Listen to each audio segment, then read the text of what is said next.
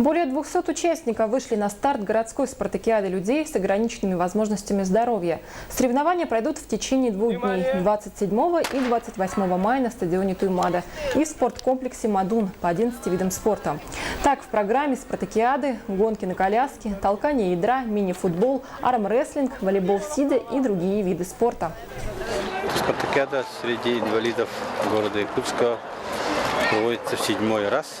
Главная цель – это отбор спортсменов для участия в 11-й спартакиаде инвалидов Республики Саха-Якутия, который будет проводиться с 7 по 10 июля этого года.